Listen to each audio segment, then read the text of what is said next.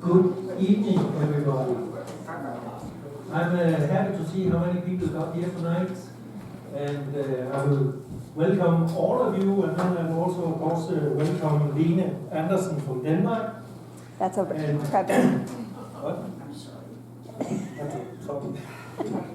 I'd like to welcome everyone, and I also like to welcome Lene Andersen from Denmark, who has written the author of the Nordic Secret.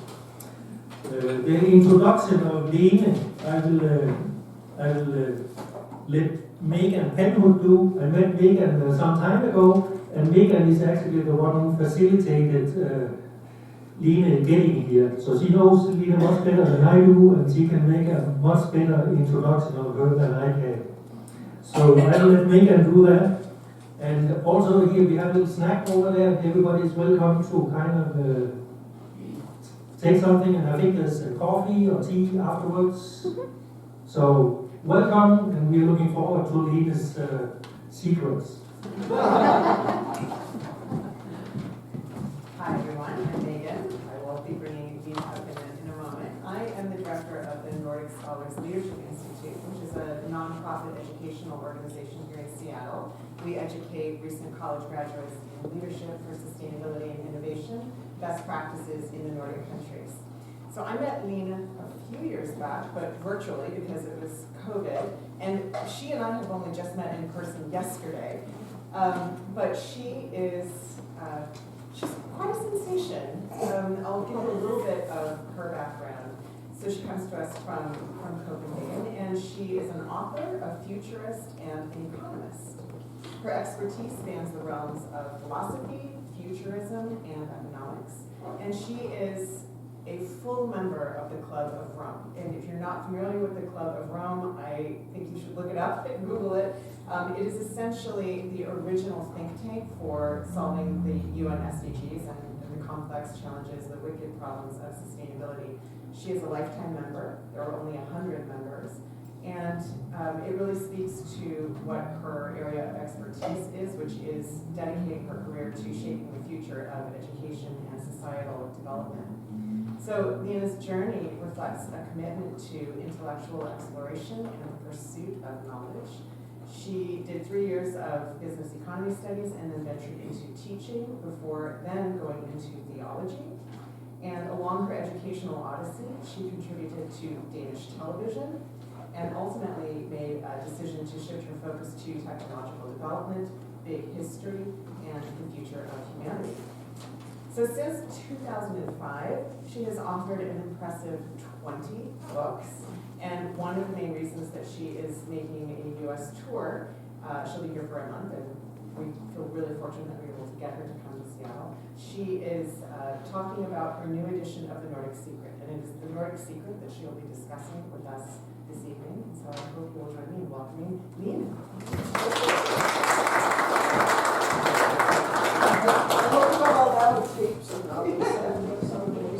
So I'll sit down and just make sure to let you know.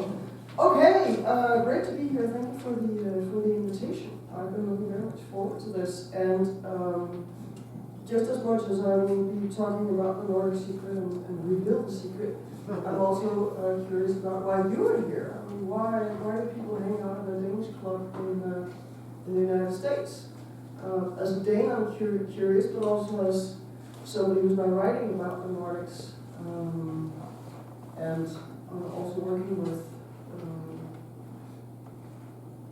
the issues of national identity and who we are and how we are meaning making. I'm very curious about what keeps people coming back generation after generation for a club representing a country that they left a long time ago. Also because we have this discussion about immigration in Denmark. It's more of a discussion. And we're struggling with what is Danish identity in a globalized world with a lot of migration. So there are so many different aspects in all kinds of directions here. So let's start with the Nordic Secret, because then you can all go home and then we're done with this. No, so the Nordic Secret. It's it's a brick now, is about how we educate in the Nordics. And how many of you know the word folkehøjskole? Yay! How many people have been to a folkehøjskole? At least one person. Okay, that's how many people can recognize the three people on the cover here? Two green guys are German. Let me say that much. There's a black and white photo. Those who read the book are not allowed to answer. But nobody recognized the person in the black and white. Rosa Parks. That's Rosa Parks, exactly. And the two green guys are Goethe and Schiller. And the Nordic Secret. Rosa Parks. That's Rosa Parks, yeah. So I wonder, why on earth is she on the cover of the Nordic Secret together with Friedrich Schiller and Goethe? And the link between them is the Nordic Secret. So the concept that binds knowledge together is called dannelse in Danish, Bildung in German, and also Bildung in English, because the English language does have the word formation, but it doesn't come with 200 years of philosophical tradition. The German concept Bildung does. And Bildung, the way that I describe it now, is that it's two different kinds of knowledge. It's the one kind of knowledge that you can transfer from person to person. So that can be academic knowledge, or it can be practical knowledge, like on bake a bread or something like that. And you can transfer it horizontally from person to person, or from a teacher to students. And you can test whether the transfer has taken place. You can see if people understand the academic knowledge, try to teach them, or if they can bake the bread. And you can also expand your horizon in all kinds of directions, so we'll call that horizontal knowledge. The other vertical knowledge is life experience, and you cannot share that with other people. And you can tell them about it, but if they haven't had a similar experience, it does not make much sense to them, and they don't know what you're talking about. I mean, talk about falling in love to somebody who hasn't fallen in love, or having children without, talking to somebody who doesn't have children. I don't have children, and I see what parents do with their children, but I do not have the experience. So I can hear about it, but I cannot feel what that's like. And the vertical kind of knowledge is about our emotional depth, and it's about our upbringing. So there's this vertical aspect to the emotional side of what it means to be human. And we also have this emotional depth coming from the aesthetics, from poetry, from music, from great literature, from art. And one of the few ways that we kind of can transfer the vertical life experience and knowledge and emotions from person to person in a horizontal way is via the arts. So if you read a great novel, really like an author, you can identify so much with the characters that you feel what they feel. And so there is a transfer of that kind of vertical knowledge. But you also sort of train your emotional muscle by being exposed to different kinds of art and different kinds of literature. And you expand your emotional, what I call it, vocabulary experiences by encountering good art and things that provoke you, things that captivate you, things that excite you. Or reading a crime story and knowing that the poor lonely woman in the dark alley is going to be killed in a moment, and your heartbeat goes up. So I mean, you can identify with it, and so you can actually transfer some of these emotions, and you can experience what it's like to live in a completely different historical era, or a different country, different culture, different situation, and so forth. So there are these ways that we kind of can transfer sort of vertical knowledge, the life experience, but it's really hard. And Bildung is the combination of the two. And it's also the struggle with how you make all that horizontal knowledge your own, how you use it, how you implement that in your personal life, in your life experience. And so you can become a rounded person with these two dimensions and with a lot of horizontal knowledge in different directions.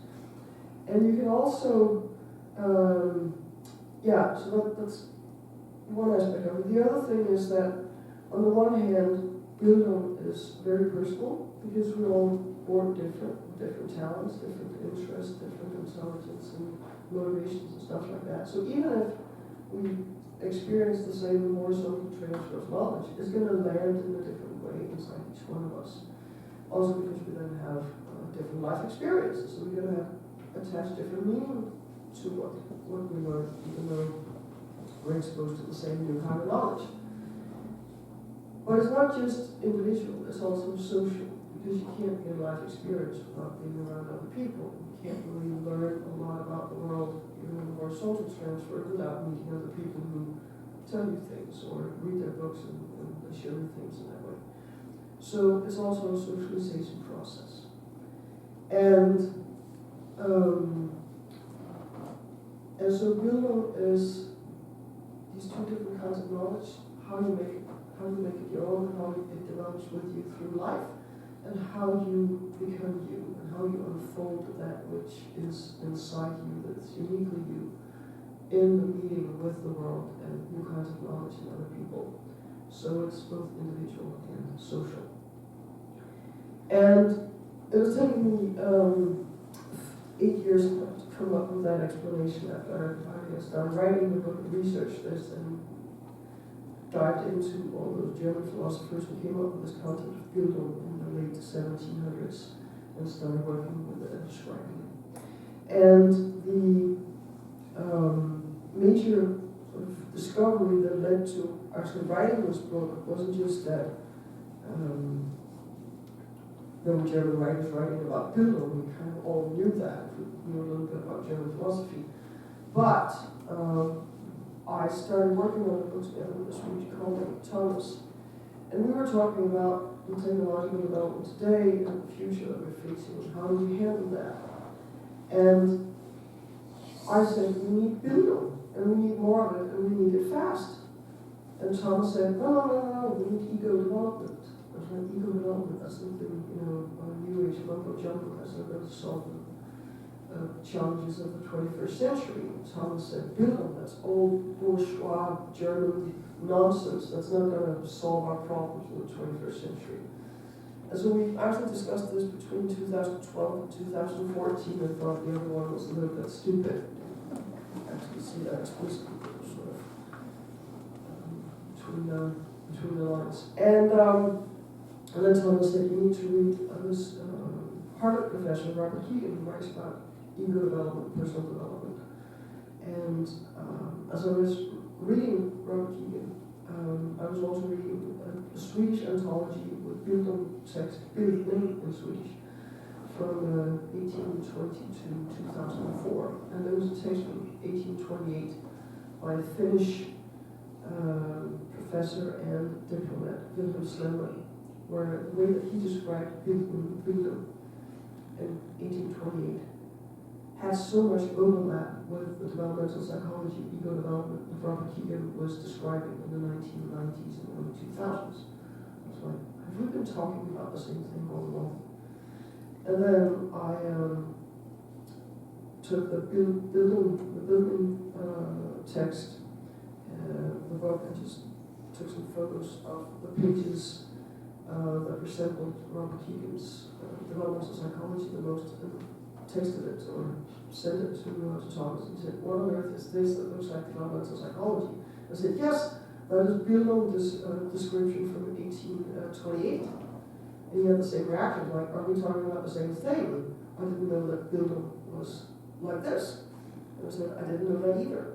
And so I figured that we needed to dig into this, and so I spent the next 2 years researching and writing the Nordic Secret. And it started out as an idea for a book this thick, and you can see how big it is now. So as I worked myself into this, I realized that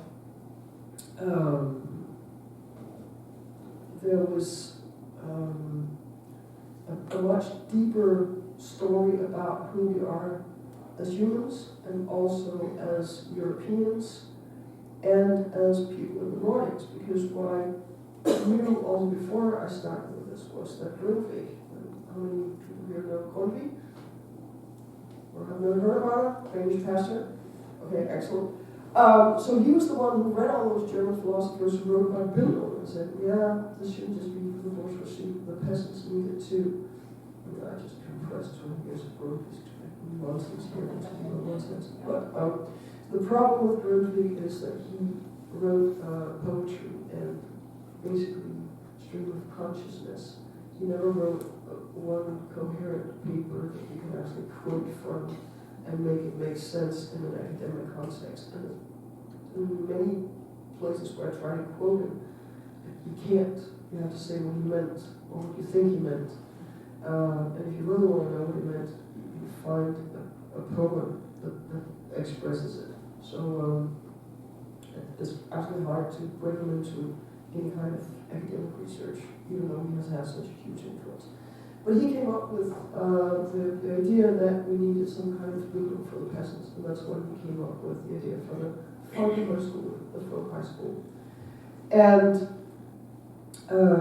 so it was this German concept of Bildung that he tried to give an educational form.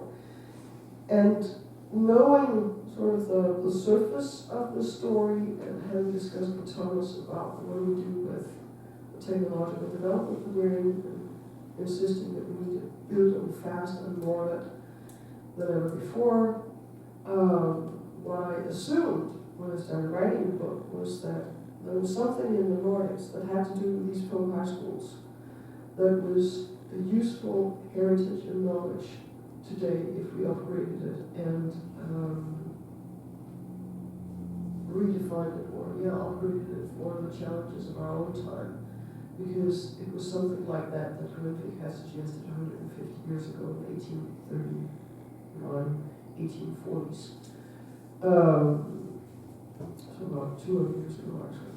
So I just decided to call the book The Nordic Secret because I knew that nobody would ever buy a book called The Fascinating Story About Education for the Peasants in Denmark in the 1840s and 1860s. And it turned out to be a pretty good choice of title. So that was the title. And the more I dug into this, the more connections I found, and the more very, very interesting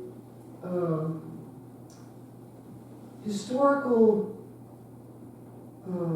pieces of evidence and connections between Denmark and German philosophers, and Denmark and all of the things that tend to characterize the Nordics today. I bet you're all aware of the Nordics constantly being the happiest countries and good for business and good for democracy, all of that. And we also have the Nordic model in the job market.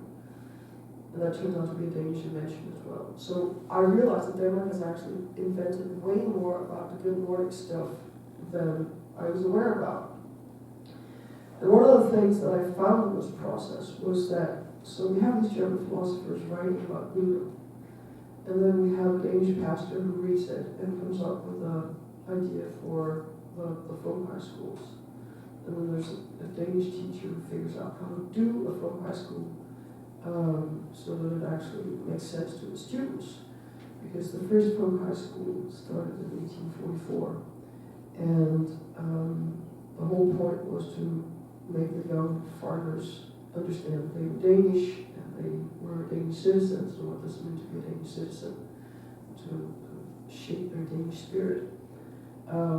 So they created a folk high school that was a 2-year program with a lot of education in farming and a lot of Danish history, I guess, and a lot of learning about what it means to be Danish. And it must have been the equivalent of too much political correctness just force-fed down your throat because the young men who went there hated it. It was so boring and they couldn't stand it. So the first folk high school was actually a fiasco or something. And so what happened was that there was a Danish school teacher named Christian Holt who well, let me start in another way. One of the reasons why they wanted to create these folk high schools was because there was always the threat from Germany, and Denmark had lost. So in the Napoleonic Wars, the Russians took Finland from Sweden, and because Denmark had sided with Napoleon, the peace negotiations, they figured out that, we'll just give Sweden and Norway as a compensation. So that was taken from Denmark, and that meant that, 70% of the country was just handed over to the Swedes, and the Danes didn't like that. So there was the fear of losing everything to the Germans. And that was part of the reason for starting the first folk high school, to sort of create some Danish spirit. And we got into a war with the Germans in 1848 over two duchies, Schleswig and Holstein, and the war between Denmark and Germany. And one of the people who really wanted to join that war and fight for Denmark was Christian Kolb, the school teacher. And he was simply too clumsy to load the guns, so the army dismissed him. It was really traumatic to him. He actually considered emigrating to America. But I don't know if he was too clumsy for that too, but he didn't do it. Instead, he went with a Danish pastor to Turkey to be a teacher for the kids for this pastor. And he got so homesick that he saved up some money, bought a boat ticket to Trieste, and then he bought sort of a wheel, what do you call it, carrots, you can pull two-wheel thing. Handcart, yes, and got his belongings on that, and then he walked all the way from Trieste to northern Jutland, where he came from. And he did that for a couple of reasons, probably to save money, but also because he wanted to gain some experiences that he would tell the kids about when he was going back to teaching. So he walked up through Italy, Austria, and then back up through Europe to Denmark. And on the way, I bet he had a lot of time to think, and when we got back, he realized he wanted to start one of those folk high schools, and now he knew how to do it. And when he was a teacher, he had realized that whenever he taught the kids what he was supposed to teach them, they didn't pay attention. But when he told them stories, they listened. So he wanted to start a folk high school where he told them stories. And so that's what he did, and he started a folk high school in 1851. And started by telling young men who had their stories. And the philosophy behind the folk high school was that there are no exams. It has to be holy and not intimidating. So you feel comfortable about being curious, learning, making mistakes, and being open to the other people who are there and to having living conversations with everybody else. So Kolb kind of figured out how to do folk high school pedagogics. And it was a huge success. It was like 25 to 30 young people. It was like a drop in the ocean. What they also taught there was the latest agricultural techniques, science. He teamed up with a physics teacher. His sister did the cooking. They had no money. For the first full year, she spent 1 kilo of sugar on all the food that she cooked that year. And when they made what we call sweet soup, which is basically some fruit juice boiled with some grain, it was 1 raisin per student. So they did not have a lot of money, but they had time to study. And it was also a farm, so we worked together, and we learned agriculture together with Christian Kolb and his college teacher. And what he did with the storytelling was that he then opened up for questions, and then he also asked the students questions. And when they asked him questions, they did that because they were interested in the answer. And when they were interested in the answer, they actually learned something. And in 1851, it was pretty radical to have that kind of conversation with young farm kids. They had to be 18 years of age to go there, and that's still the norm for the schools. It was really hard for Kolb and others to convince anybody why they should send their son to a folk high school, because they did not get a diploma, there were no exams. And it was hard to explain why that would be useful. Until Denmark got into a war with Bismarck in 1864, when we took all of Schleswig and Holstein.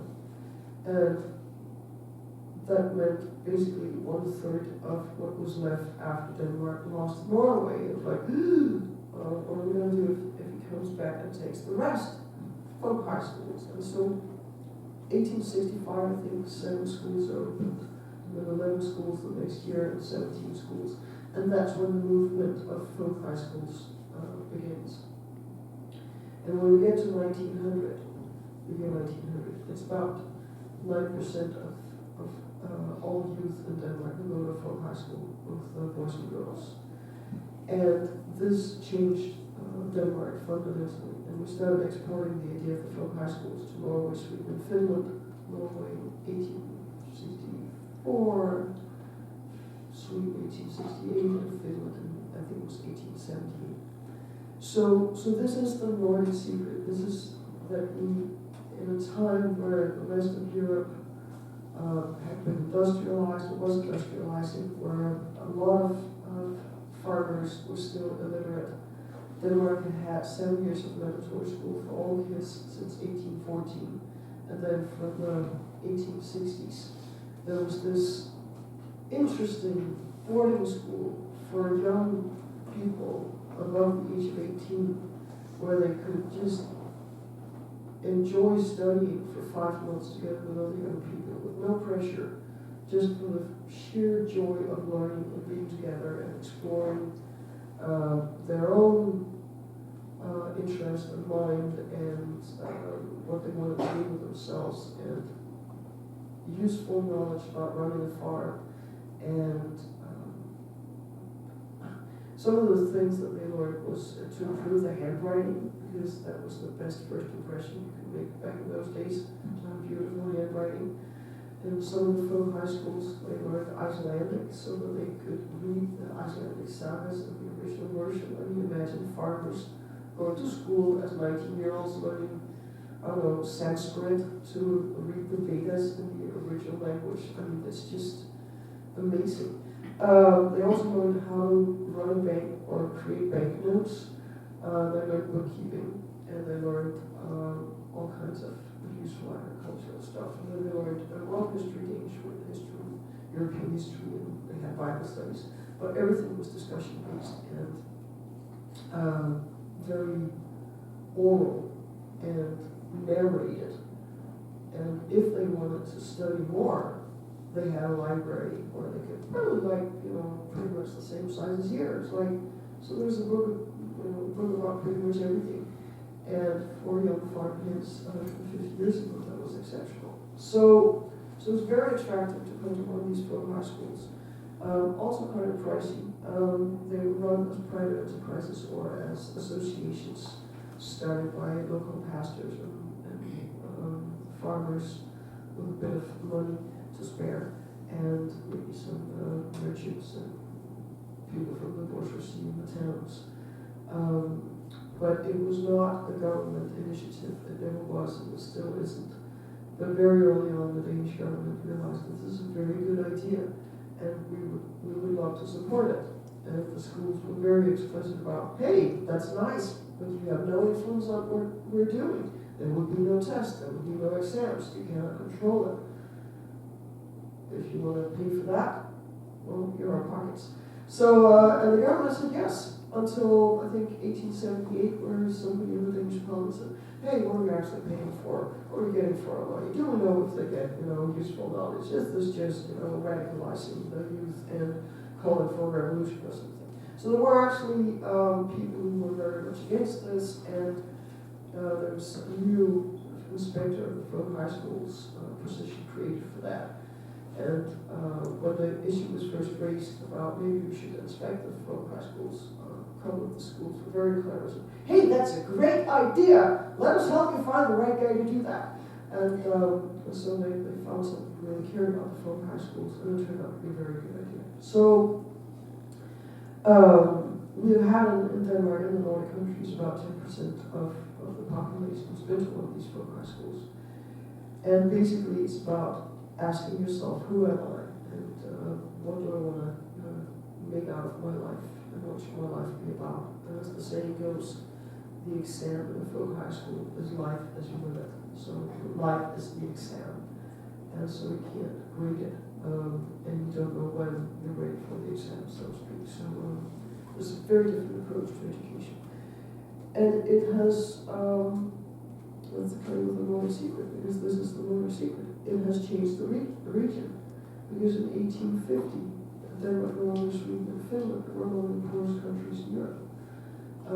There's some data showing GDP per capita in the early 1800s onwards. And among the European countries, there are the five poorest countries are Portugal, Spain, Italy, Greece, and Austria-Hungary. And when you look at the data through the 1800s, it's like the curve's flat. They don't get richer per capita throughout the century, pretty much. Well, slightly, but nothing to show for it. And there's Switzerland, it's always the richest. Like, it just goes up and up and up with the GDP per capita. And then there are the rich countries, and that's England, the Netherlands, Belgium, Germany, and France. And they were the rich countries at the beginning of the century because they had money from the Renaissance and early industrialization. And through the century, they keep climbing. Not as rich as the Swiss, because nobody is, but it keeps climbing. And then you got the Nordic countries, and they start out, some of them even poorer than those other poor countries. And they remain poor until 1850, 60, and then they start climbing and climbing and climbing. And in 50 years, all three of them, Denmark, Norway, and Sweden, climbed from the bottom of the European economy to become among the richest. There are two data sets, and the order of the countries is different. But it's the same story. And then you got Finland, that's under Russian rule and never can't do anything until 1918. And then in 30 years, they climbed from being a poor country to being one of the rich countries. And when you look at, we've got railways, we've got steam engines, we've got all kinds of stuff, but they did that in the rest of Europe as well. And the other poor countries in Europe did not make that change in their economy and their wealth. And when we get to the 1920s, and fascism and communism appealed to a lot of people during the Great Depression. We do have people who were fascinated by this in the Nordic countries, but not a critical number of people. So there's sort of a democratic vaccine in the people from an educational point of view. But there's also the skills throughout the population to grasp the opportunities that are actually there and to be able to go out and find new information, self-organize around solving problems. Again, the idea for the cooperatives from the UK and the first Danish bread sale that's cooperative opens in 1868, started by another pastor, Sonnet. And it's for the workers. And so the workers start a cooperative bread sale. And once the workers have created a lot of those and created a marketplace that's cooperative, then the farmers think, hey, maybe we should do some dairies, and maybe we should have some egg export, and maybe we should start slaughterhouses. And one of the interesting things about the cooperatives, definitely in Denmark, I don't know about the other Nordic countries, is that they were started on the consumer side before they were started on the production side. So there was a market created and a place for the farmers to sell their cooperative produce. We tried to export the idea of cooperatives to Africa, for instance, and we always start on the production side, and there is no market for the things that the farmers produce in their cooperatives. So it's one of the things that my next book is going to be about, is how to start cooperatives and do it in an order actually is helpful. But the Nordic secret is that we actually lift society from the bottom through these film high schools.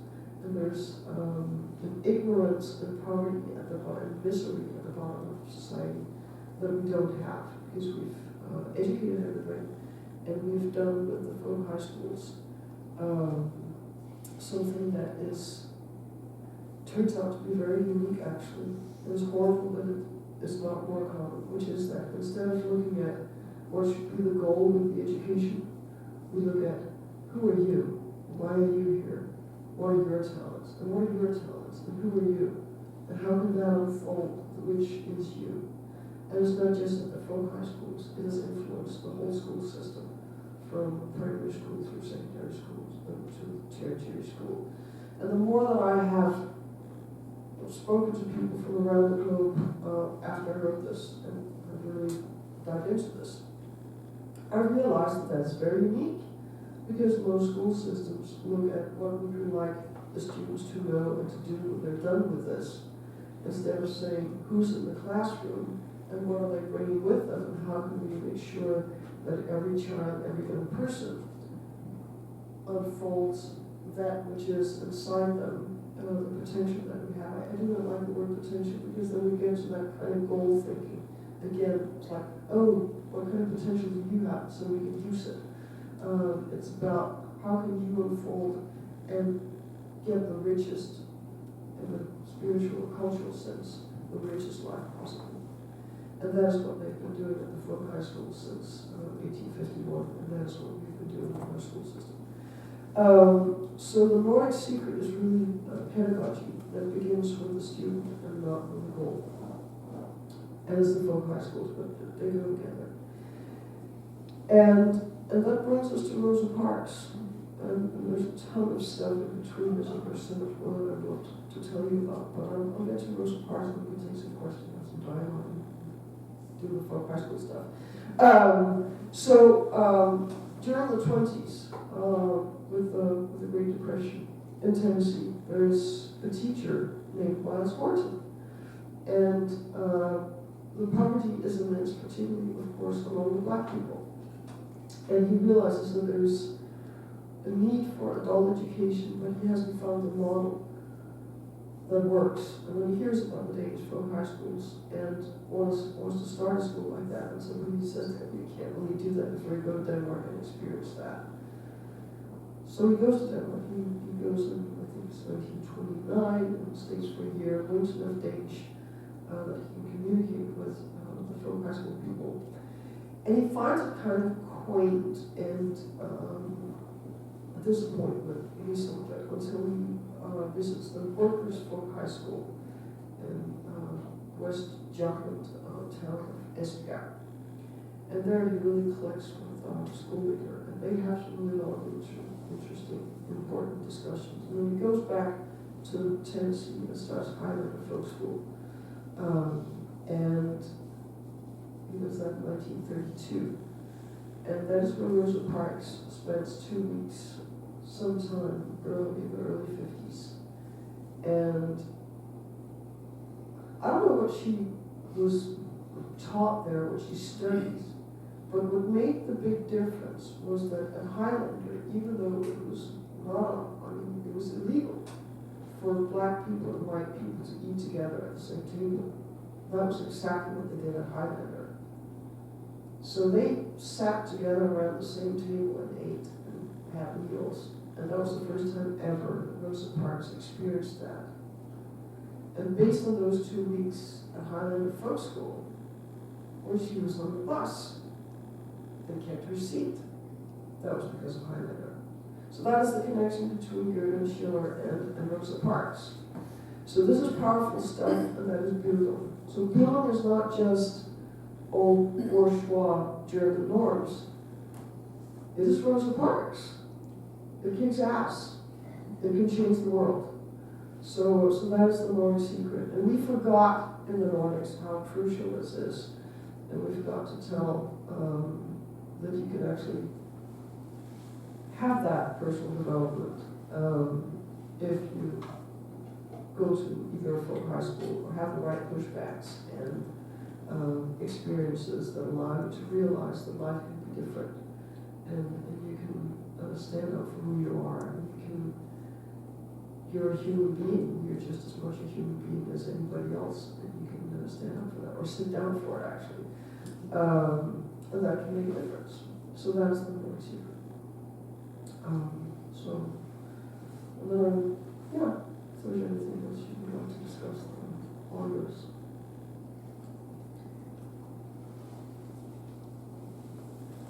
Anyone have questions? Yes. We have a question over here. Do you have 2 microphones, or I should we? I don't have another one, but I can run around and Or we can hear you, and I can repeat if it for the you camera. project. I can speak loud, so. Okay, good. This is super interesting, and like many of us here, I think I have a long history within my family of people who work in the folks high school movement, including leaders. In fact, my great-grandmother and my great-grandfather started a folk high school in Tyler, Minnesota in the late 1895. And my great-grandmother was a maid nanny for Grundtvig's son who moved to Iowa. So, and my Like folk high school royalty here. yeah, so, and my family was very involved in this. And one of the things that I read along the way, there's a professor at, I think he's at Harvard, Stephen Borish, who you probably came about, and he wrote a book that's called The Land of the Living and How Denmark Became a Democracy Without a Revolution. Yep. And that's exactly what you're talking about, how you lifted the people and therefore they became proud, they got the Danish spirit. And so my question is, one of the things that we often hear and we see, it's the Danish democracy functions so well, contrary to the American democracy, certainly at this point.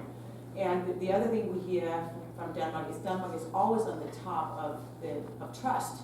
Yes. To a point where, from an American viewpoint, granted I'm Danish, but living here, sometimes you wonder, are the Danes naive, or what is all that? Yeah, what is the trust and the lack of corruption? So I've got to believe that the trust in authority, the trust in following what you're told from government, like COVID is a good example. The fact that democracy works, people actually participate at all levels, has got to be tied to this whole Bildung piece as well. So I'm wondering if you can maybe speak to that. Thank you for bringing up the trust thing, because I think it's highly overrated. What makes the difference is responsibility. Because if you don't have responsibility, the trust disappears. But it's so easy to talk about trust because it's not dangerous. When you talk about responsibility, then it kind of has consequences because you better live up to it. So it's harder. I mean, who would pay for joining a conference about responsibility? Somebody might actually ask you to show responsibility. A lot of people pay to go to a conference about trust because, like coaching, trust is a good feeling. And everybody knows that you can't demand trust of anybody, because if you say, trust me, like, what's the first thing you gotta do? You're gonna doubt me. So once you start talking about it, it doesn't work anymore. And I think the Danes are totally naive, and we have way too much trust in the government, and we see it with digitization right now. The amounts of data that is harvested in the Danish population is just crazy. And this is really the downside. There are other downsides to this culture of trust. We have a huge environmental scandal now with a company called Nordic Waste, which has had a number of contracts on cleaning dirty soil from around the country, I guess. And it seems now that they just dumped it and took the money and figured at some point we'll run. But then we had a lot of rain recently. Others have had that too, I hear. And it turns out that they dumped the soil in a kind of sediment that whenever it has too much rain, it becomes like soap. So we have this mountain of polluted soil that is now drifting towards a stream and a village. And we're trying to, well, first of all, for the past 2 months, engineers and the municipality has just struggled to try and sort of block the slide of all this dirty soil. And so it doesn't reach the stream and the village. And I don't know how successful they are, because the sediment under it is just slippery and soapy. And one of the latest pieces of news that I read about this was that, yeah, well, when companies report report their the tests of soil like that and how polluted it is, it's not actually the authorities that make the tests, it's the companies themselves, and then they report their results. So the whole system builds on all the companies being honest because we show them trust. So when there's one company that does not live up to that trust, we do not have the checks and balances to catch them until it's too late. So I don't know if this is the case with this particular scenario, but there's all kind of dirt being dug up, no pun intended, in a case like this, because when somebody does not play by these rules, it doesn't work anymore. And one of the things that I know from the American system is that there's so many checks and balances built into all kinds of systems, because the systems here are not built on trust, and we lack some of that in Denmark, definitely. But the advantages, of course, when you can have trust and people live up to it, is that there's a lot of friction in various systems that just isn't there. And you don't have to bring a lawyer to every meeting. And we tend to resolve conflicts. And it's not like people don't go to court, but we tend to resolve conflict by talking about it and figure out a solution, rather than calling in lawyers upon lawyer and creating a huge and expensive case out of it. So there are advantages and disadvantages, but things are way too late. So yeah, with regards to happiness and all the good country qualities that we do have in the Nordics, I am absolutely positive that it's because we lived at the bottom. And so when we're one of the happiest or constantly compete about being the happiest country in the world, sometimes beaten by the Swiss, and we're not happy about that. It's not like we're ecstatic compared to everybody else. It's because there's a misery and anxiety and depression at the bottom of society that just isn't there. I mean, it's there, but not to the extent that it's here. Which I have not, it's not my first time in the US, but it's 23 years since I've been here the last time. So, and I spent a lot of time in Los Angeles and New York, and I got to know people and tried to break into the TV industry. And I sensed the constant struggle for not just survival, but for making it and making it big. And it's a feeling. And if you try to make it here, I mean, you can feel it in your bones. There's a different spirit, it's a different energy than we have in the Nordics. And I enjoy both, but it is a different mode of being, and you can never relax here. You can do that in the Nordics. Sometimes a little too much, perhaps. But it's an interesting difference. So I also think that there is a lot for us to learn from each other in both places, because there's a complacency in the Nordics that's not healthy. Yeah. Yes.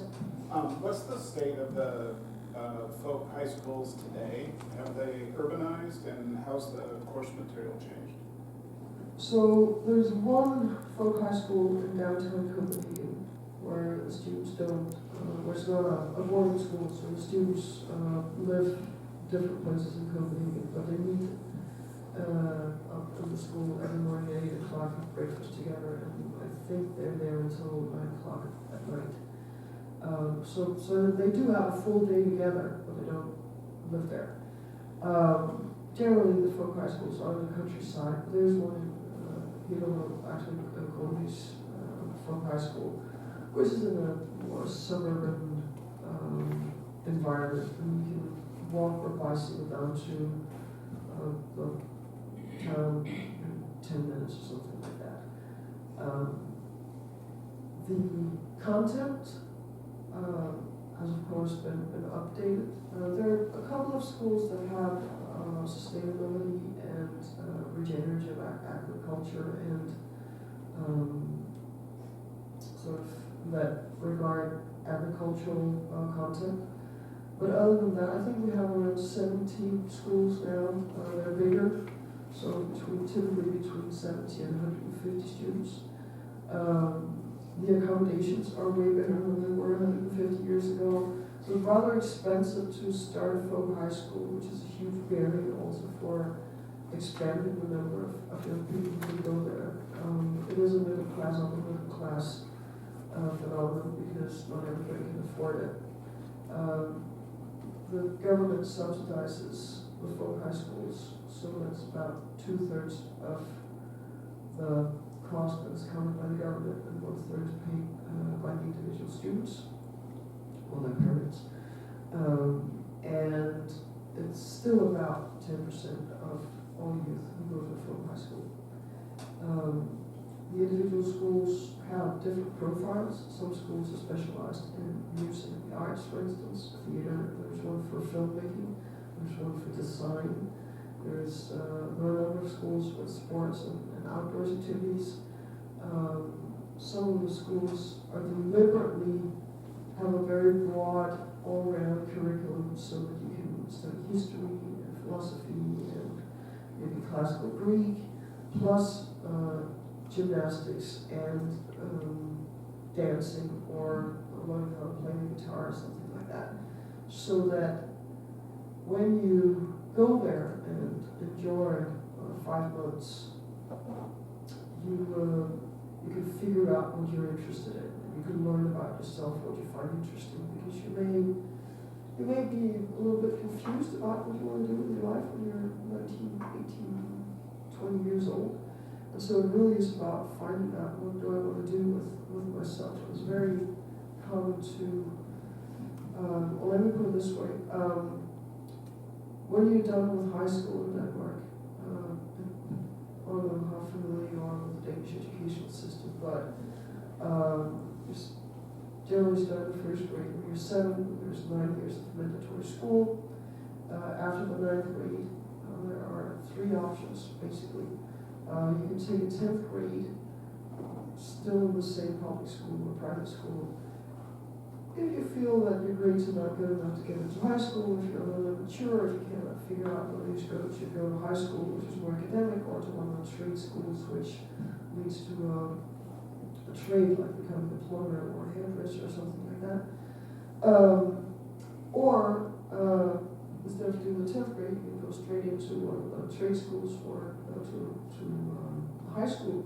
Or you can go to what we call an after school. And the after makes no sense. I mean, kind of does, but it referred to being after confirmation, so your Christian confirmation around the age of 14. And the first after school was started in the 1870s.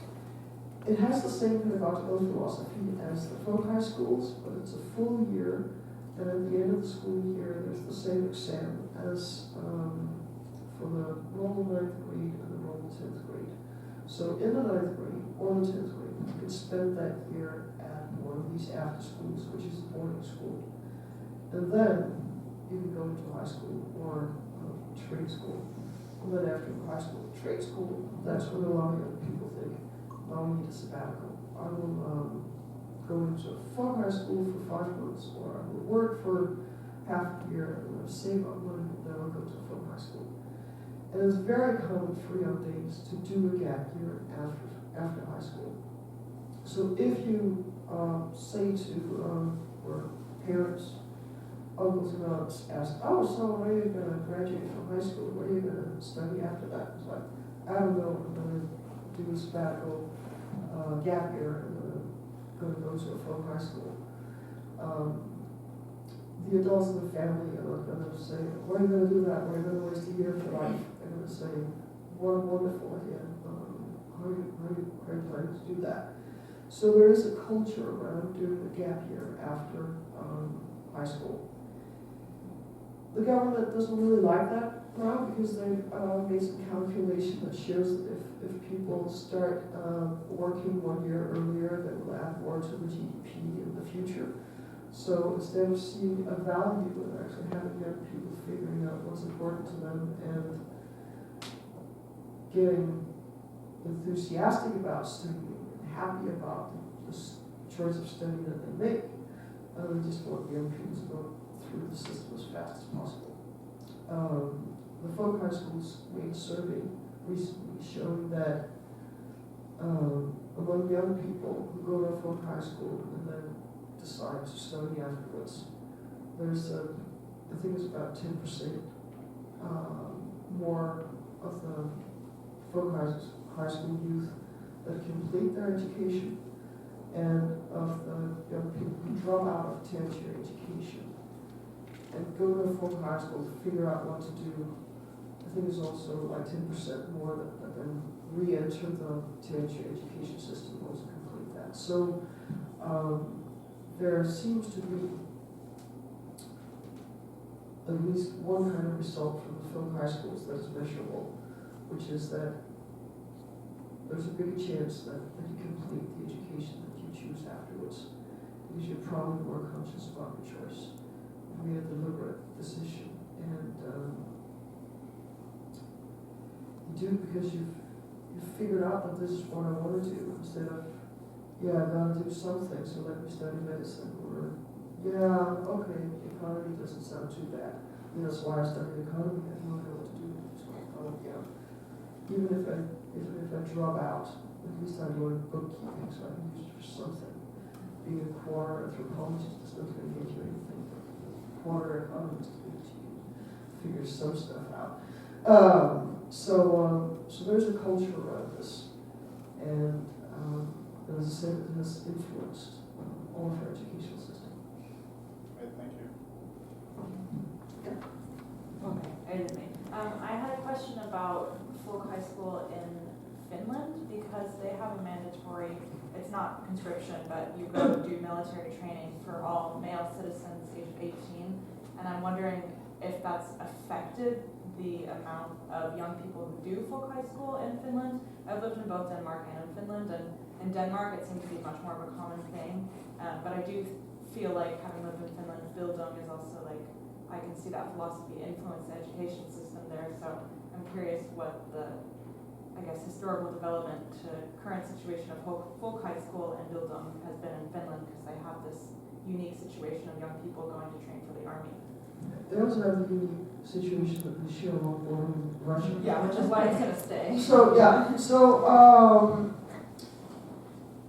the reason why, I mean, the Nordic Secret is really about Denmark, Norway, and Sweden, because that's why I can read the language.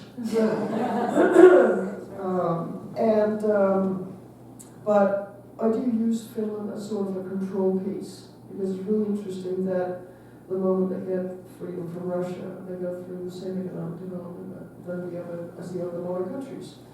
Iceland doesn't figure because it was Danish until 1944, and so in the statistics until 1944, they're just part of Denmark. And so I haven't been able to. It would have taken way too much effort to study Iceland, also given the fact that it didn't really have folk high schools, because the young Icelanders just went to folk high school in Denmark and Norway. So, sorry, Iceland.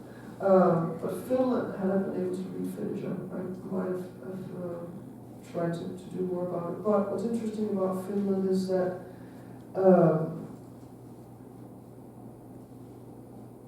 the folk high schools that started in Finland in the late 1800s, of the 13 schools that started in the 1880s and 90s, 11 of the people, I think all the school leaders have been to Denmark, and 11 of them have been to Asko folk high school in Denmark. There's a huge influence from the Danish folk high schools. And there was, it was part of the Finnish Finland movement of creating a Finnish identity. It was this the Finnish spirit thinking behind it when they started the folk high schools. But then you're right, something happened in the Finnish folk high schools and had taken a different course or a different path than particularly the Danish and Norwegian folk high schools. The Swedish folk high schools today also offer like a high school, not diploma, but you can take individual courses that give high school grades. And they also have courses in Swedish for foreigners. And none of the Danish folk high schools do programs like that. And the Danish folk high schools and the Norwegian folk high schools are still boarding schools and have maintained the old model. Many of the Swedish folk high schools are boarding schools, but they also have a lot of students just coming in every day. and then they have courses online. I'm on the board of the Nordic High School in Gothenburg, or coming up north of Gothenburg. And it's very interesting how the structure and the thinking in this folk high school is so fundamentally different from the Danish folk high schools. And still, it is, I mean, a folk high school, and it's separate from the formal educational system in Sweden. So it's still different from what you find in the rest of the world. It's still a folk high school. And I don't know the Finnish folk high schools well enough to say how similar or dissimilar they are from these other folk high schools. But one of the things, and this is in parallel to this, let me say something else before I say that. So in Finland, they have here in 2024 a building year, a sivistys year, and it's the Finnish government that has dedicated 2024 to building. So we're really focused on this, and I just learned that they have in Finland a program for top leaders. I think it's 50 people per year. So when you have sort of reached a certain level in either the corporate business world or public institutions and so forth, there's a three and a half week program that you're sort of selected to join, 50 people per year, where the program is run by the military, and you go through a kind of training where you learn how do you run a country on a martial law.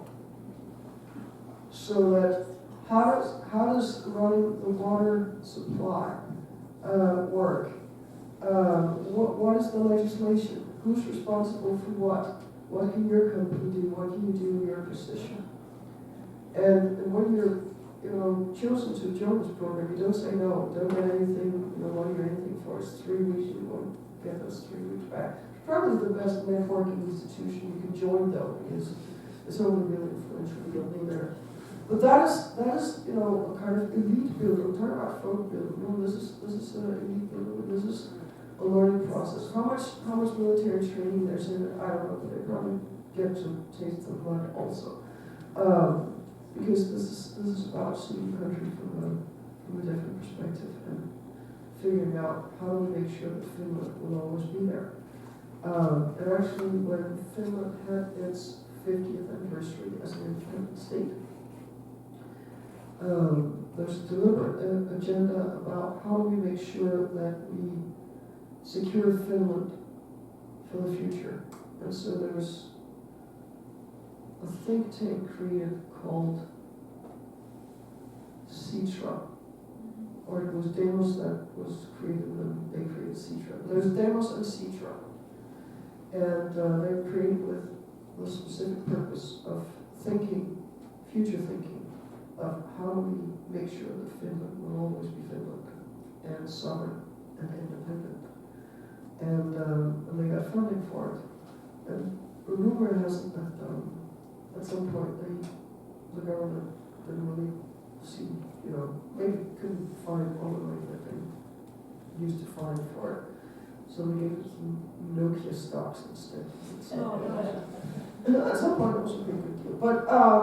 But anyway, Citra is still around, and there is an understanding in Finland that if you want to be a sovereign country, or a small country, you have to work for it.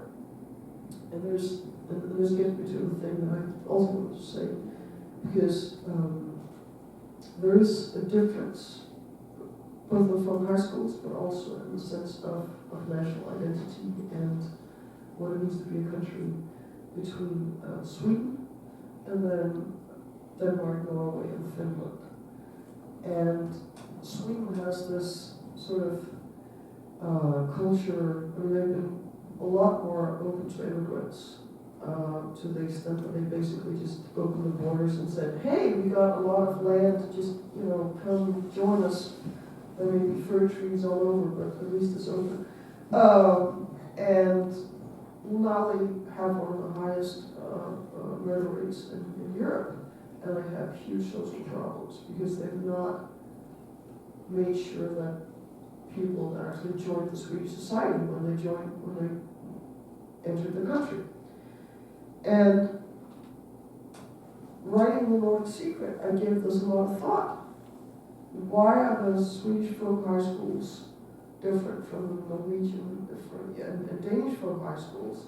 Why is there this sort of lack of sense of Swedishness, and let's make sure that Sweden doesn't get taken over by military force or something like that, and immigration, poor governance. Sweden has always, or for a long time, seen itself as this sort of humanitarian superpower that could tell the rest of the world how to behave morally correct. I would call things more modest, but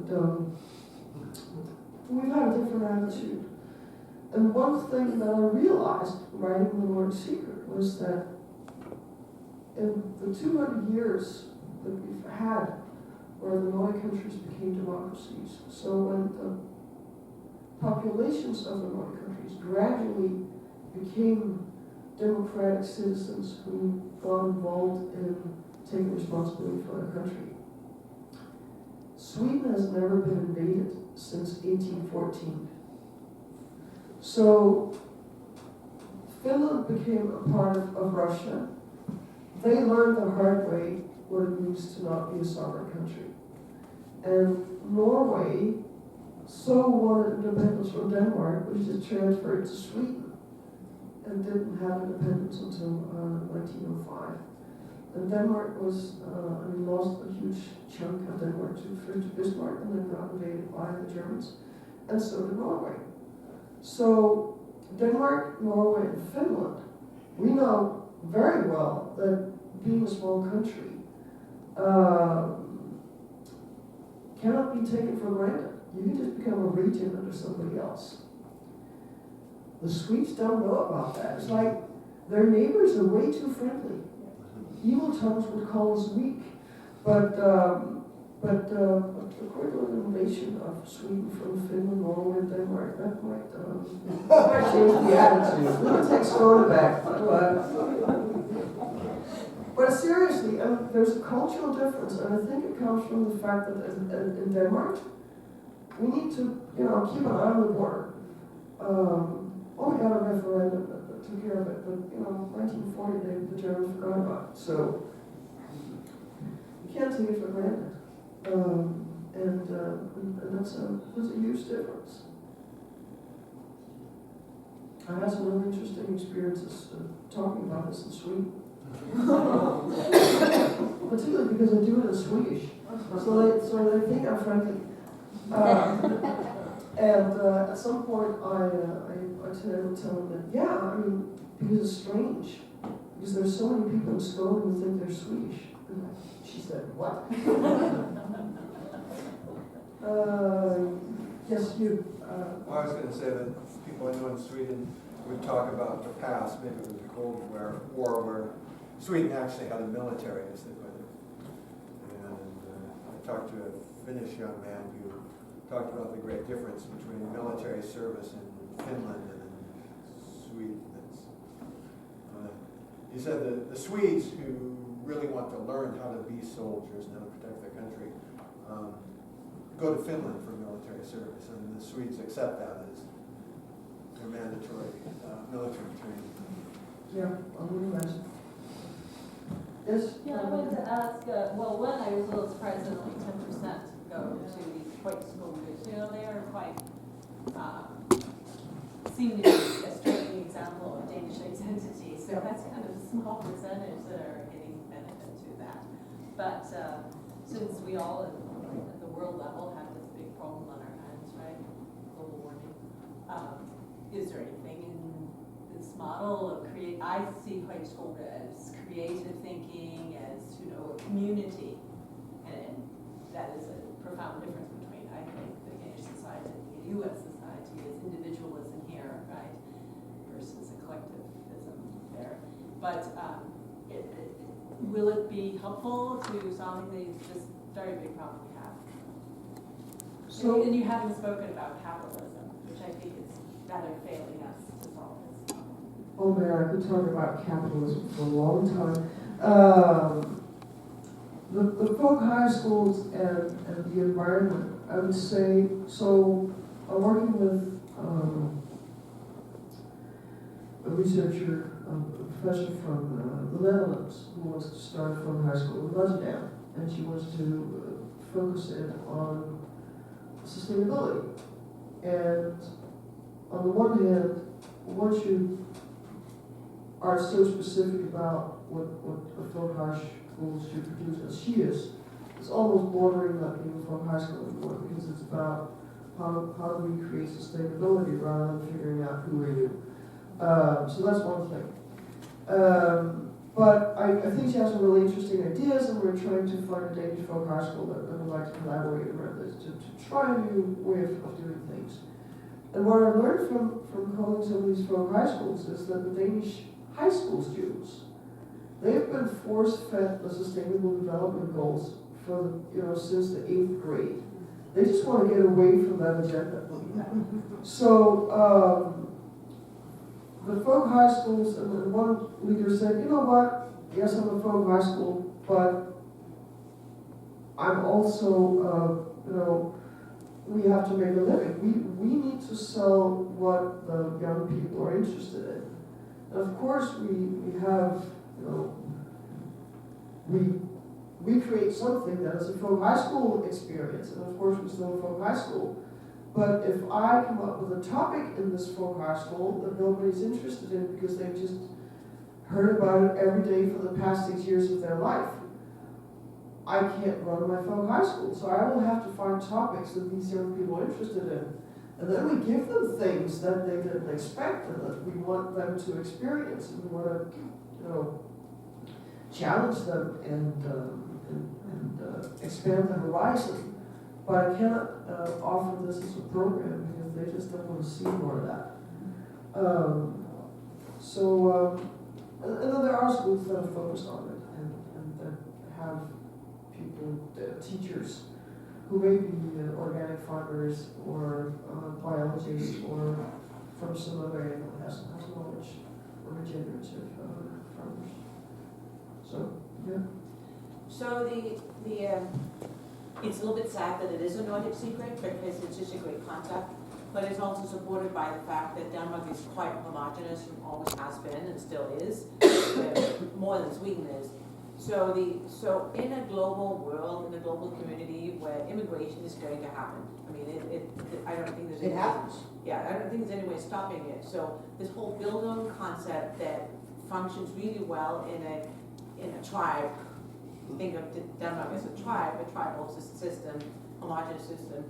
Can that survive? That's the first thing. And the second thing is, it shouldn't be a secret, it should be exported. So how can that be exported? Like, we could use some of that over here, for example, that Bildung concept. But we're a multicultural society where it's a lot harder to come in with, and it takes a long time. So is this something that is so unique to Scandinavia and it'll stay there and hopefully it'll survive? Or does this have a place, a realistic place in a global community, a global world, and certainly in the US? So, I mean, the Bildung itself, Bildung is something that happens in all people. There is no person without Bildung, because we all learn things from horizontal trajectory, we all have life experiences. The question is, a school system or a school form that promotes this and that is dedicated to allowing you to find out who are you and what you want to do with your life. I think that's, as a generic model, we should have that everywhere. And I think you can do that everywhere because particularly young people are struggling to find out who am I and what should I do with my life. There's so much of it ahead of me, how to make the right choices. And we ought to restructure education so that this Nordic approach to Bildung, that's why we call our think tank, and so I started a think tank in Copenhagen called Nordic Bildung based on this work. This is an approach to education that people should know of around the globe, and we need to redesign education, not just because of this experience, but also because of artificial intelligence and because of technological development and all the other things that are happening so fast that we need to upgrade our understanding of the world faster, and we need to have another approach to what it means to be human and take responsibility for this.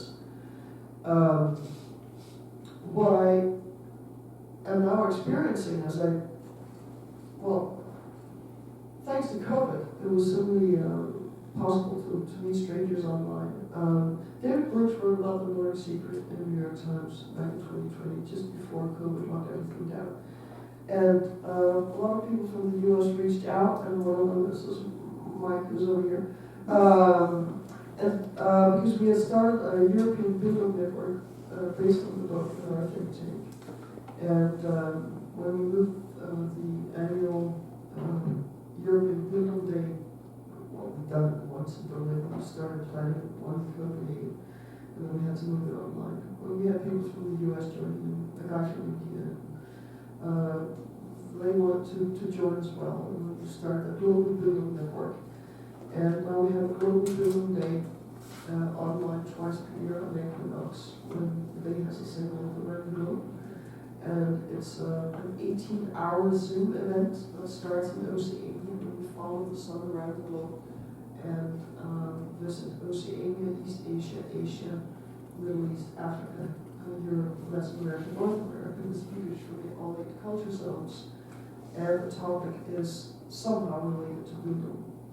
In September, it was about education and AI, and the one that we're planning in March now is about what it means to be human, Bildung traditions from around the globe, past, present, and future. And we have a book coming out called What It Means to Be Human, Bildung traditions from around the globe, past, present, and future, with essays about various Bildung traditions from around the globe, because in Africa there's Ubuntu, in North America there is human ecology, and in Latin America there's something called Buen Vivir, and there are different approaches to education that has this more holistic approach to personal character development. So the concept of Bildung is universal, but the pedagogical method is, I would say, very much a Danish invention, tested in all of the Nordics. And what I experience now, talking to people around the globe, and particularly teachers, is that we talk so much about education. And what we mean by that in the school context is the horizontal transfer, all the stuff that you can test. We've basically reduced our school systems to that. And then when people hear that there's a word for that other part of it, and the cultural heritage, and all the poetry, and all the emotions that are necessary for the horizontal transfer to make sense, they're like, wow, there's a word for that thing. So there is this almost joy that we can now talk about all the stuff that the current school systems are not dealing with, because we've just cut it away. And it's absurd, because when we created our school systems 200 years ago, people were aware about Bildung, whatever they called it. They were aware that schools should be about so much more than just the horizontal transfer of knowledge. They didn't have resources for very much more than just horizontal transfer of knowledge and feeding the kids until they, kept repeating what the teacher had told them. But as we got more resources, absurdly enough, we cut off all the meaning making, all the poetry, all the music lessons, all the aesthetics from our school systems. And so we're getting narrower and narrower in our understanding of the world at a time when the world is getting more and more complex so much faster. And as more people are immigrating or migrating around the globe, we're making ourselves culturally poorer and poorer, which means that we have less and less cultural bandwidth with which to understand people who come from different cultures. There's less and less culture inside each individual person that can resonate with that which the other people are bringing with them. So it becomes harder and harder to understand people who have different cultures, or come from different cultures, because what we come with ourselves has become so much thinner. So we're doing a project with a public school 100 kilometers south of Copenhagen on the island of Falstad. And it's about Google, it's about giving kids a sense of world history and where they belong in the long chain of human development. But one of the things that I started out by telling the teachers there were 3 things I wanted them to do. I cleared this is what I had last week until they read that. So the 3 things I wanted them to do with the kids, and they, instead of seeing it as the treat that you do, or give kids when they've behaved well, or that you allow yourself to do with kids if you got like 10 minutes left of the lesson. Instead, you should see it as the most essential thing you could do, the most important part of education, which was reading stories to them, singing together, and dancing together. Because when you read stories to kids or tell stories to kids, first of all, they grow up in a culture with so many images right now. Everything is presented to them both visually and as storytelling. That they don't get to create their own images in their mind. It is one of the most important skills that they can have as a human being, which is the ability to envision what you're hearing about and to create your own images. Also to imagine that things could look differently. So when we read stories to kids or tell them stories, they have to create their own images. And they don't have a lot of chances for doing that today because they just, they get an iPad whenever they, parents want them to sit still. And so school might be one of the few places where there is actually time and resources and attention to start reading to them and make sure that all the children are actually listening and paying attention, and where you can, as a good teacher, tell if this child can actually do this. So it's a crucial part of their development. We didn't have to consider it being crucial because we just used to tell kids stories. But we stopped doing that and we handed them all those pictures, live pictures instead. So that's one thing. But they also get the cultural heritage and the shared frames of reference from stories, so that we can just, say a few words and then there's this whole thing that unfolds and they know what you're talking about. And it expands their vocabulary. There's a very easy way to expand their vocabulary. And you can talk about moral values when you tell them stories. And one of the reasons why we tell each other stories is to share with each other what is good and bad behavior. So it's one of the things that children are most occupied with is how do I become good? It may not seem like that when you're 6 years old and you're in the supermarket, you have to hurry through the cash register and they want candy, but they do want to be good. So storytelling is there for us to share what is good behavior, what is bad behavior, and what can we learn from the story. Singing together also expands the vocabulary. Depends on the songs, of course, but a lot of the traditional songs have some really strange words that you may not understand them when you're 6 years old or 8 years old, but then later you hear them, you understand what they mean, and then you recall the songs. And it's also a great way to integrate people into a culture so that they learn new words. They don't have to say them themselves and pronounce them the wrong way, but they can sing them together with others. So it's not as dangerous as if you have to use a strange word for the first time. You only read the word and don't know how to pronounce. So that's one aspect of it. But if you sing together, you also have to listen in and to hear where's everybody else. So it's a socializing thing. And the same thing with dancing. You coordinate your body together with others, so you become part of the group. And so you can actually have some of that group feeling and socialization, and not just individualism.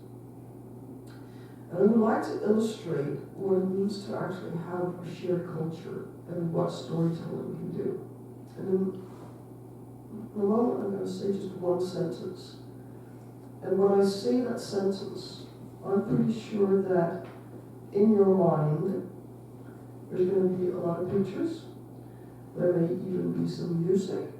There's going to be historical references. There's going to be a whole set of aesthetics. And it's going to be in every mind in this room. And the sentence is, the name's Bond, James Bond. This is what it means to have culture. This is Bildung. And this is what the German philosophers call the spirit, Geist. There's something that is completely immaterial that you all have in your mind, and we share it. And there's the value system behind this. There are the good and bad people. There are the bad guys. There's all kinds of jokes. There's some speedy cars. You all know what I'm talking about. And just by saying that one sentence, this whole universe unfolded. And this is one of the things that's why culture is so important, particularly when people move around. Because if we're going to have functioning democracies, people need to have shared frames of reference so that we can actually have meaningful conversations. And this is just one example of what it means to have depth in your understanding of a language. Because anybody speaking English could understand the sentence. The name is Bond, James Bond. Okay, interesting. There's a guy named James Bond. Okay, cool. But then you don't get the depth. And when you, in any culture, have culturally specific concepts, to be included in a culture and be able to communicate meaningfully with everybody else and understand the nuances in what is in the media, what is discussed in politics, why some politicians express themselves in one way, other politicians express themselves in another way. It is this depth in the language that allows you to catch the nuances and understand what's actually being said. And so that's one of the reasons why it's also such a disaster that we're shutting down the humanities departments at our universities. And we're not prioritizing this in primary school and secondary school either. So we cannot have functioning societies without the arts and aesthetics and without the storytelling. And very fundamentally, it is what makes us human. So this is what Bildung is also about. That's why we need it around the globe. And I've also been discussing this idea of spreading the idea of the folk high school to the rest of the globe, or at least figuring out how can we make a format that does not have the very annoying barrier of having to buy a farm with room and kitchen and toilets and all that stuff for 150 people. Couldn't we develop a format that was like a little bit more accommodating to people who just want to get started studying? So that's one of the things that I hope that we can do. But of course, people say, "Oh yeah, but isn't that just another way of colonialism? And you just want to notify the entire world." And no, what I want is for all that local culture and cultural lore and tradition to have a place where that can unfold and be explored, and where people can, young people and also older people, can get to know and interact with the indigenous knowledge and culture and traditions in that place, and where that can get time and space to be explored. And here's a format, here's a tool, I hate the word toolbox, but here's a tradition that can actually be replicated, but the content must be local.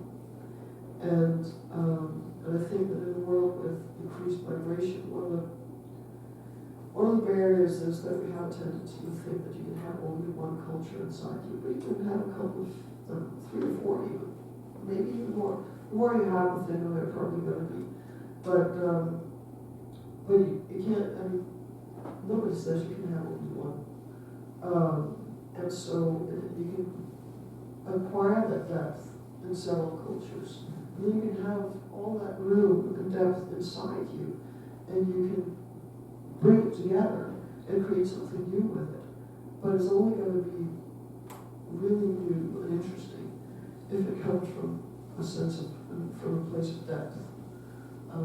Otherwise, it's just going to be more shallow stuff and ironic postmodern deconstruction and sort of shuffling things together. So we need the cultural heritage, and there are all these fascinating places around the globe that are being challenged by technological development, and Starbucks and Coca-Cola and all these brands that for some reason manage to butcher all the local culture in so many places. So I think we should have a counter movement that strengthens local culture. Yes? That's kind of what I do in everyday life, because I'm from the Northwest, and I lived in Wyoming for a little while, and never been out west. And I learned government, and in their government classes in college there, they teach you nationalism. And so I practice sort of a nationalism wherever I go, and that's kind of like how I relate to what your villain is. But I explain to people what it's like in Wyoming in a loving way to people. And wherever I go, that's what I do so that we all become more homogeneous with each other. And that's how I learned by living there and seeing that. And I was an arrogant Oregonian because, you know, living in Oregon, it's like you're told you don't ever have to leave, you have a law. And you don't have Californians. But I also grew up in a Scandinavian environment where people are accepted and accepting. And so I love the Scandinavian culture for that. And so that's what I encourage everybody to do. And I bring up touchy subjects that are not polarizing us as I, you know, go around. And I'm glad I had that experience in Wyoming and, you know, Utah and came back home so that I could share these experiences with people. And then, P.S. by the way, I was in Finland recently, and they don't have immigration, but for any other reason than financial when I was there. So they don't want to have to deal with any financial conditions that, you know, comes from that, was what I was told by people who live there. I'm not really aware of what goes on with immigration in Finland. Yeah, they don't have any. I mean, I do have immigration in Finland, but I don't know what it's like compared to the rest of the world. Yes? Hi, thank you. I'm curious about what your plans are while you're here in the Northwest, and are you making time to meet with any educators or school systems? Our public school system could use some of the doses. I was actually at North Seattle College yesterday.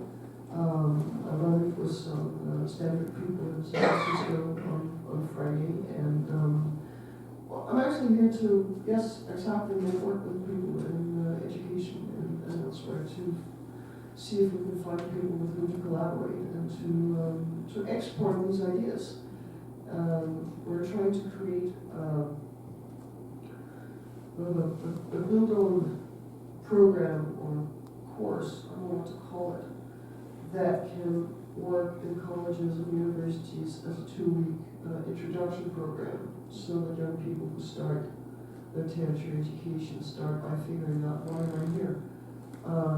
But also, we'll probably discuss that for 2 weeks and have that time, but also add some knowledge and some, introduce them to some thoughts and ideas, some philosophies, some poetry and the history lessons or historical sources, for instance, so that they get a shared third around which to discuss what is important and why they chose the studies that they chose. It might also, I hope that we can also make it a sort of a semester program at some point, but we would like to collaborate with some institutions that would like to test it with some students. And it would be really great if so when the current university and college systems were invented about 200 years ago, this whole Bildung concept, whether it was called Bildung or something else, was actually at the top of the mind of the people who developed our universities. They wanted the young men who went there to become whole persons and responsible persons. It wasn't just about transferring knowledge and sending them out into the world with good grades. And so there was a much deeper purpose of education for the very, very few who got the chance to go to university. So in the meantime, we've changed a lot of things. And this is just one of them. But we really have forgotten why we started creating universities. And they're called universities because they had to have this universal aspect and viewpoints on what people were studying. And you had to, if you studied medicine, you also needed to know other things than just medicine. And now we have these, both in German and in Danish, it's called Fachidioten. So people who are idiots around one topic. And we're creating more and more of them. And one of the reasons why I can do what I do is, as Megan started by saying, it's not like I completed both economy and theology, it's more like I dropped out of both. But I got two very different academic fields that I explored, and I can use what I know from economy and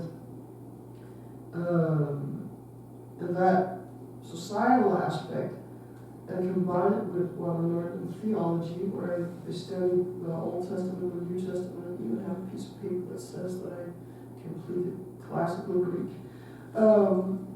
And that cultural history gives me a completely different insight into the current society and economy than I would have had without it. And what's actually interesting about both Judaism, Christianity, and Islam is that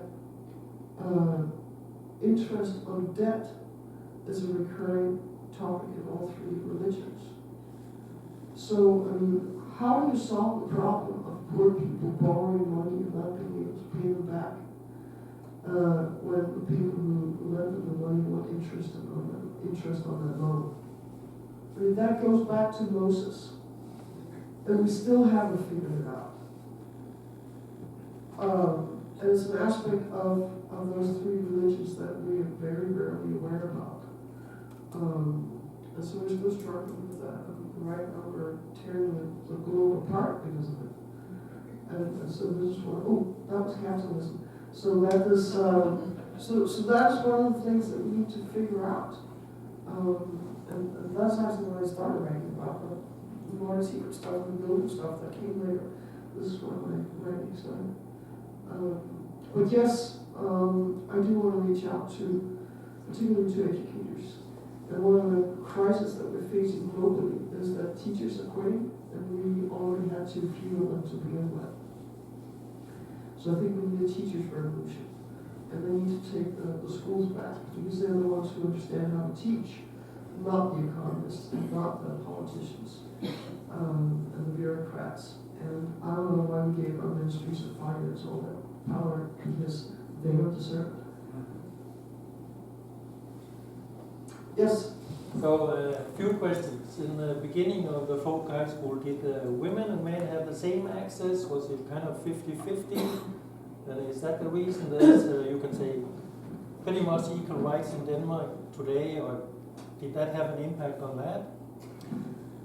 So, first it was for men only, and then I think in the 1868 or something, I could look it up, but I was just guessing, there was a 3-month program for women on the same schools as the women have a 5-month program. That's another part of the year. depending on when men and women had their typical workload on the farms.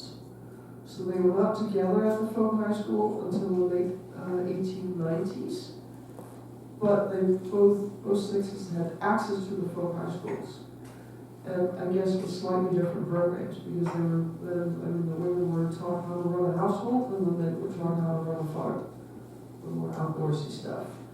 But yes, it was actually, according to Kristen Cole, one of his male students who asked if he could bring his fiancée because she wanted to learn too.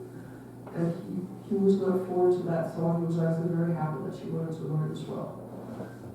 So I don't know if she then just joined the guys for some of the studies while the young man was there, or how that worked out, because it's just one quote and some other context. I would say the big gender fight in the Nordics was in the 1870s, and it was actually 1883, I think it was, which was the question about sex before marriage, and also Ibsen's play about A Doll's House, where Nora realizes that she's just a prop in her husband's marriage, so to speak, and decides to leave. And there's an anecdote about Ibsen's wife saying to Ibsen when he had written the piece, because in the original version, apparently Nora stayed. And Mrs. Ibsen said, either Nora leaves or I leave. And so Nora left. But the big fight in the Nordics was about sex before marriage. And Danish Georg Brandes said that both sexes should be allowed to have sex before marriage, because why shouldn't people be allowed to have sex if they wanted to have it? And then Bjørnstjerne Bjørnson in Norway said, neither sex should be allowed to have sex before marriage, because you have babies coming out of it, and then you have babies born outside of wedlock, and you have all kinds of problems coming out of this, and it's not going to be helpful for the women. And then, so that was the Norwegian input, and then there was August Strindberg in Sweden saying, things are perfectly fine, men can have sex before marriage and women can't. And so they spent a couple of years debating in Nordic newspapers in the 1880s about that. It was like, and they weren't alone there. It was like a huge thing in the Nordic countries. And Grundtvig's granddaughter, Elizabeth Grundtvig, was one of the feminist voices who sided with Bjørnstjerne Bjørnson and said, this is just going to harm women, it's going to harm children. So that was huge. And it pushed the boundaries for what you could say in public media. I don't think if we read it today, we would probably not feel very explicit in any way, but it's shocking back then. Particularly when we look at around the world today with a lot of traditional societies. Imagining that we had this public debate 150 years ago in the Nordics, even with the debate about abortion here, it's just incredible. And we kind of pushed through that and came out on the other side with a very relaxed, I bet my grandmother would disagree now, but a very relaxed attitude towards these sexual issues. Didn't really change completely until we got the pill. What we said, should we ask all the newcomers to Denmark or make it mandatory that they took 5 months at a folk high school? I think we should be much better at offering something like that.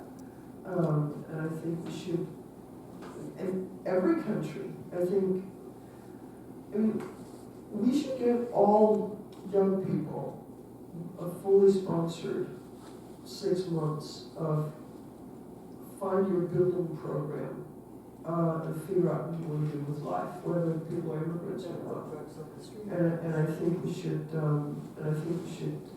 be willing to invest in each other to do that. And I think we should be willing to invest in healthcare and free education in general. That's just my opinion. What I think is crucial is that we actually invest time and money in culture. And that we say that this is important and we're willing to pay for it. Because it's almost like the icing on the cake instead of realizing this is the foundation that they're having a functioning society. We can't have democracy if we don't have these, if we don't have the ability to understand each other. And I want to say one thing about the whole building philosophy, because Noah described it as different kinds of knowledge. But one reason why I think it shows on the cover is because he explored that psychological development that Robert Keegan would call it reinvented, but that overlaps with some of modern developmental psychology, because he said that there are three kinds of people. And the first kind of person is the person who's in the throes of his or her emotions, and therefore he's not free.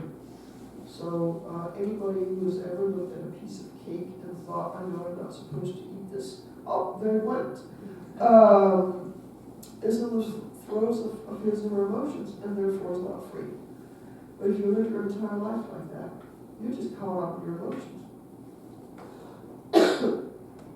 And then there's a second kind of person who has transcended the emotions by internalizing the norms of society.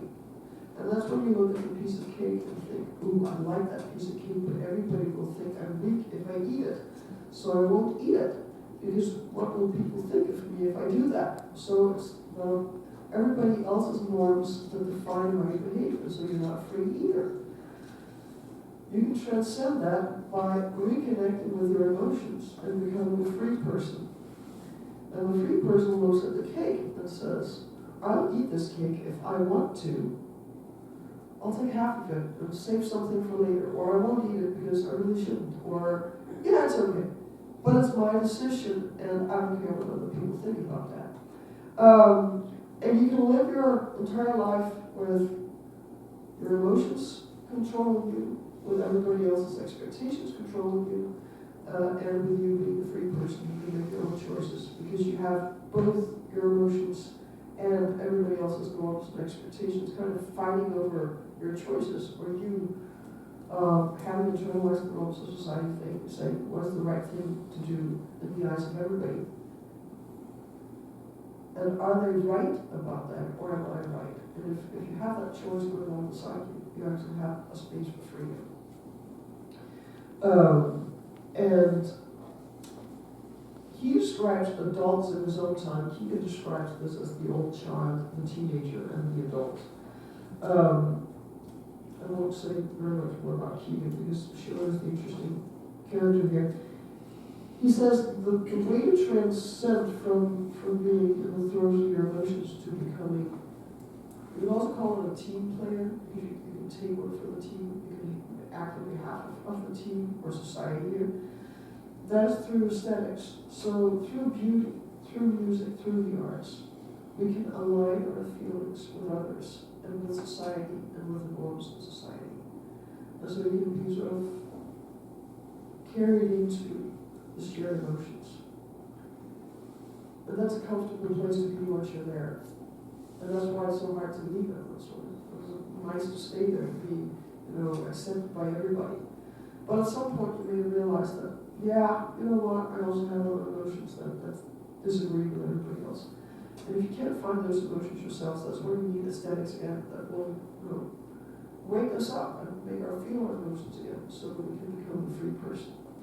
And the interesting thing, many interesting things about this, but one of them is that he writes this in the aftermath of the French Revolution. And he does so because the French Revolution created so much hope among the bourgeoisie in Europe. Finally, the tyrant fell, and maybe we could have in Europe political freedom like in the US.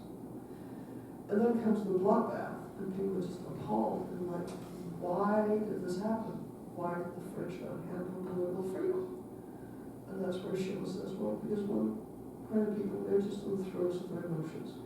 Once you decapitate the target and a couple other people, they just want to see more blood, and they just run amok. And other people who try to figure out what everybody else does, and then, oh, they want more blood, I want more blood, and they do what they do. And these people are not free, and they cannot handle political freedom. The only people who can handle political freedom are the free people themselves, because they can feel what is right or wrong, but they also know what is socially right or wrong. And so they can make a choice, and they can hopefully stand up to the other people unless they get decapitated. So he writes this in the aftermath of the French Revolution. And so he connects, so he says, Bildung is the process and results of the result. And this is part of the thinking that goes into the folk high schools and this whole Bildung philosophy. He says this emotional development, the vertical part of who we are. And he connects that to political freedom. And so we can't have these free open societies unless we have citizens who are free people. And we need culture for that. And we need education for that. We need that horizontal transfer of knowledge. But we also need the emotional depth. And if we don't have the emotional depth, and we don't have the knowledge, so we can understand our society and have meaningful discussions and the emotional maturity to not just be the throes of our emotions and not be able to listen to people we disagree with. But we need to be so much in control of ourselves that we can be in a room with people that we find have appalling viewpoints, but at least we can contain ourselves and hear what they're saying and try to understand where they're coming from and why they're saying the things that they do, so that we can have a meaningful conversation.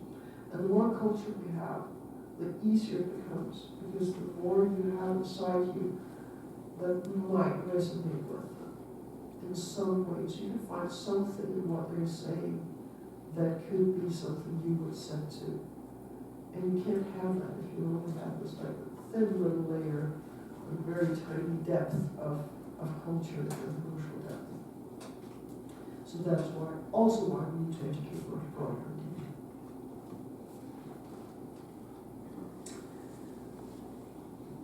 I think we're about it's the tipping point for more conversation.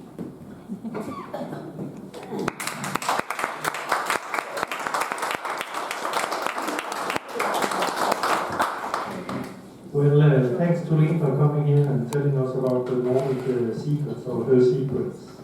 And I would like to go and book and I'll read it. So it is on my agenda. So thanks for coming here tonight and see you again sometime. Yes, definitely. Thank you. I hope somebody will take a snack over there or maybe a cup of coffee because there's plenty to take off. There's plenty. So please feel free.